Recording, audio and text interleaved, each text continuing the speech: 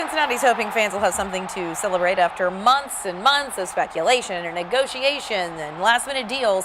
Today, the soccer club could learn its fate. Will FC Cincinnati win that coveted MLS expansion team? The Board of Governors is meeting in New York City today. We know that.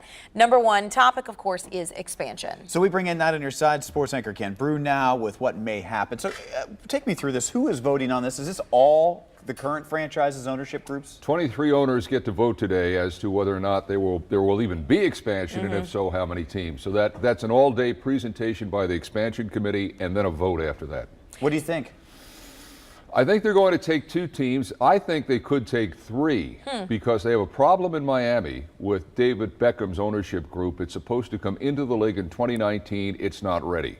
It needs a team that's almost turnkey ready at this point, and there's a couple of options there, Sacramento and Cincinnati. And so if they take 3, all is well with the world. But what if Cincinnati's not on the list? What next?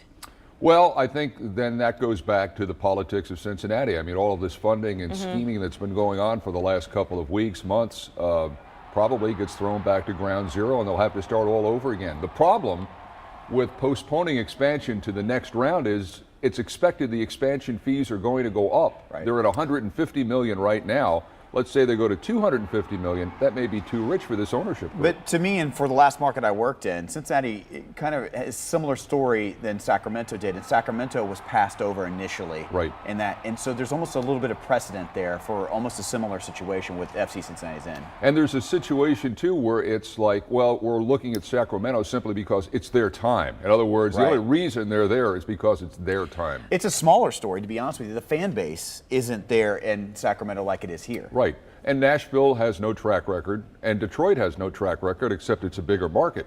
My guess is that Detroit's at the bottom of the list because when they come back in a couple of years, there's more expansion fees. These owners have deeper pockets in Detroit, Nashville, and Sacramento.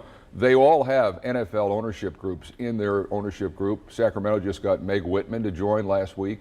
So if I had to make a guess, I think they take 2. I think Nashville is one of the 2.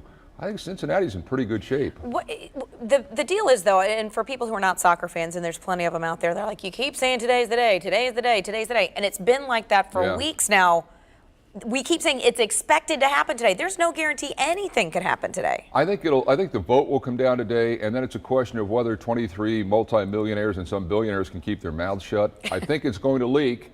I think it'll leak from the cities that don't get the franchises. They'll be grumbling. Remember, there's a lot of social media out there. They say that they're going to have an announcement at some point next week. Wednesday seems to be the epicenter day for this. Maybe Tuesday, but Wednesday seems to be the epicenter day. I don't know of any politician or billionaire that can keep their mouth shut that long, whether they win or lose. From the standpoint of the fact of how much success they've had in a short period of time, does that almost work against them from the standpoint of sustainability? Yeah, I think there's that. I think that there's a sense that, okay, you've done it for 2 years. Let's see if you can do it longer. But there's no track record in Nashville, and there's none in Detroit. So, and Sacramento has struggled with attendance. And if indeed Columbus moves to Austin, there is a wide gap now between Washington, D.C. and Kansas City in the Midwest where there are no franchises. 2 franchises in the South.